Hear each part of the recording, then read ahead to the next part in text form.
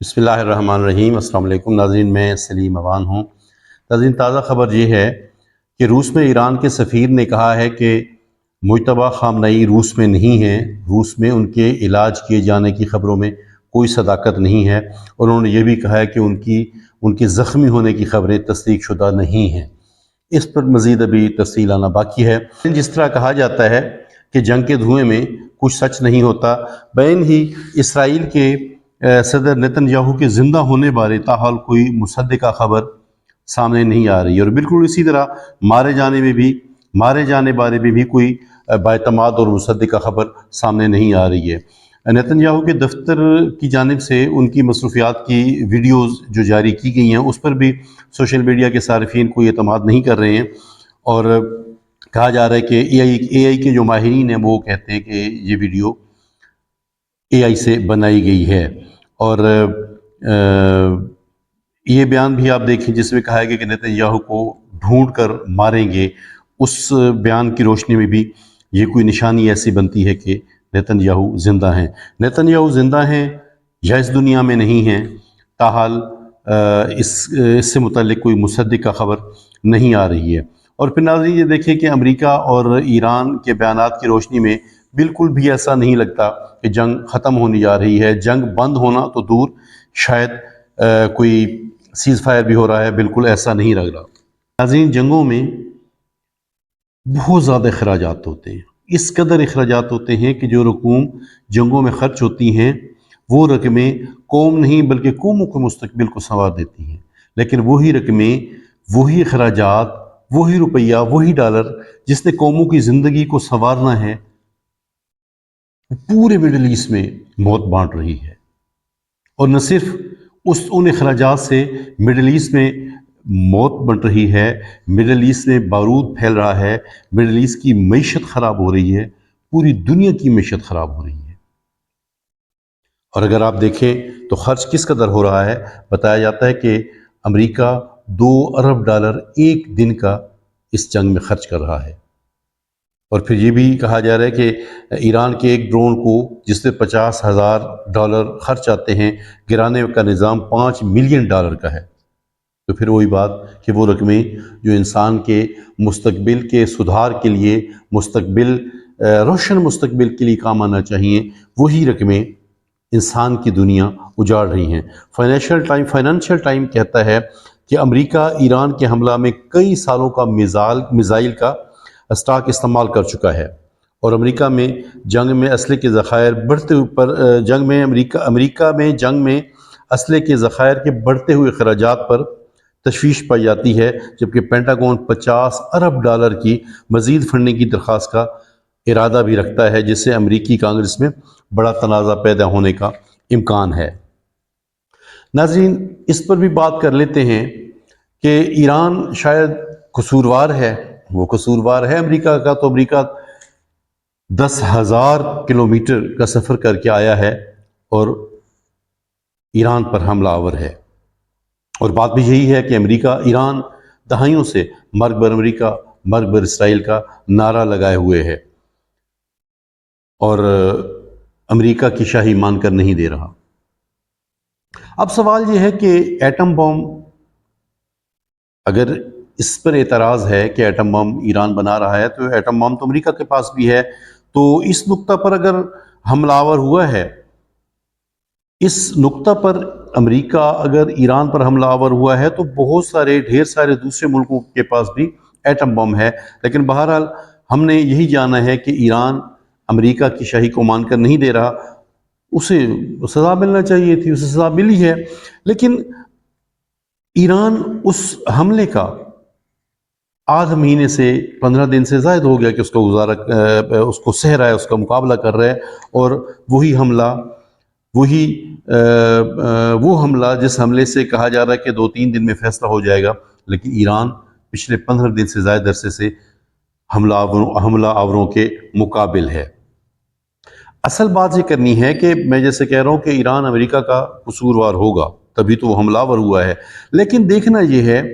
کہ اس کے پڑوسی ممالک، مڈل ایسٹ کے، مشرق وسطیٰ کے ممالک کس قدر قصوروار ہیں کہ وہ اس گناہ بالعزت کو، اس جنگ کو بھگت رہے ہیں۔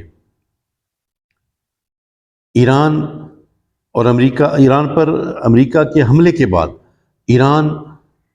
ان جگہوں پر، ان ملکوں پر حملہ کر رہا ہے جہاں امریکہ کے اڈے ہیں، اور یقیناً اس سے مشرق وسطیٰ کو معاملات ہیں، لیکن اس سے کیا معاملات پیدا ہو رہے ہیں؟ اب آپ دیکھیں، یہ مختلف جو ممالک ہیں اس میں سامنے جو مسائل سامنے آئے ہیں وہ میں آپ کو ذکر کرتا ہوں۔ کویت میں دیکھیں تو کویت نے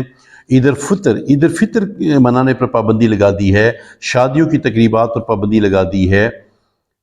اور عید الفطر آپ کو پتہ ہے کہ مسلمانوں کا سالانہ مذہبی تہوار ہے جو اس چلتے رمضان کے بعد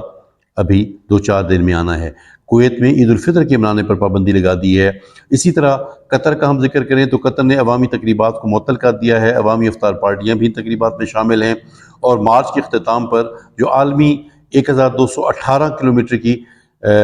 دوڑ ہونی تھی اس پر بھی پابندی لگا دی گئی ہے۔ دبئی میں دیکھیں تو دبئی کا سیاحتی مقام گلوبل ولیج آئندہ اطلاع تک بند کر لیا گیا ہے۔ 4 مارچ کو متحدہ امارات میں شہر فجیرہ میں ٹینس ٹورنامنٹ وہ ملتوی کر دیا گیا ہے۔ اچھا، یہ تو وہ اثرات ہیں جو سامنے ہم کو نظر آ رہے ہیں، ہمیں یہ نظر آ رہے ہیں، لیکن جیسے میں نے کہا کہ اس جنگ میں خلیجی ممالک ناکردہ گناہ کی جو سزا بھگت رہے ہیں، اس سامنے کے مسائل کے ساتھ ساتھ ان کی معیشت بھی ضائع ہو رہی ہے اور ان کی فضا ضائع ہو رہی ہے۔ دھماکوں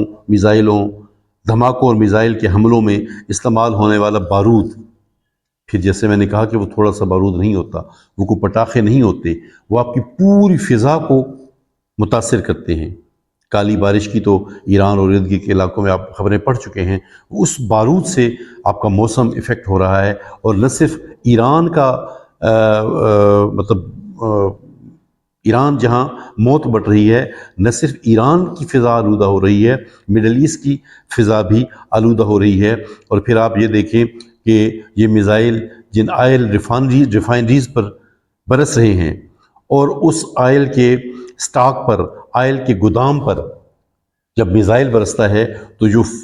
آسمان کو چھونے والے آگ کے شعلے نکلتے ہیں، کس قدر اس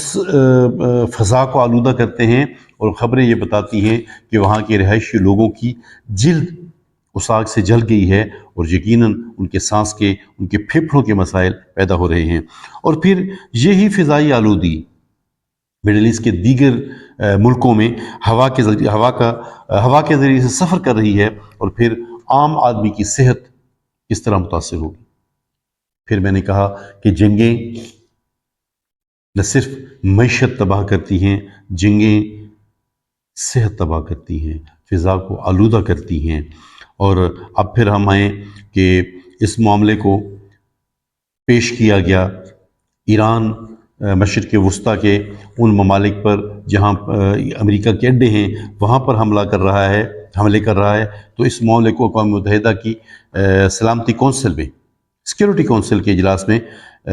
پیش کیا گیا، تو ایران کے خلاف اس قرارداد کو منظور کر لیا گیا کہ ایران اپنے پڑوسی ممالک پر حملہ آور نہ ہو۔ اب دیکھیں، اقوام متحدہ دوسری جنگ عظیم کے بعد جب اس کا قیام عمل میں لایا گیا تو یہ طے کیا گیا کہ اقوام متحدہ جنگیں روکے گی نہیں، جنگوں کو ہونے سے روکے گی۔ اب تک اقوام متحدہ کا جنگوں کو روکنے پر سے متعلق کیا کردار ہے وہ بھی آپ کے سامنے ہے، اور اب دیکھیں تو چاہیے تو یہ تھا کہ اقوام متحدہ جنگ کو بند کرواتی۔ اقوام متحدہ یہ کہتے ہیں کہ آپ ارد گرد کے آپ کے جو ممالک ہیں وہاں پر حملہ نہ کریں۔ اب پھر میں نے کہا کہ چاہیے تو یہ تھا کہ اقوام متحدہ جنگ بند کرواتی، موتوں کو روکتی اور جنگ سے پیدا شدہ فضائی آلودگی کو روکتی، لیکن ہوا یہ کہ اقوام متحدہ نے قرار دیا کہ ایران اپنے ارد گرد کے ممالک پر حملہ نہ کرے۔ اب آپ دیکھیں، اقوام متحدہ کے بعد ٹرمپ کے امن بورڈ کا ذکر اس طرح ہی ختم ہو گیا ہے جس طرح غزہ کے مسائل سے نظر چرا لی گئی ہے۔ امریکہ کے ایران پر حملے کے بعد جس طرح سے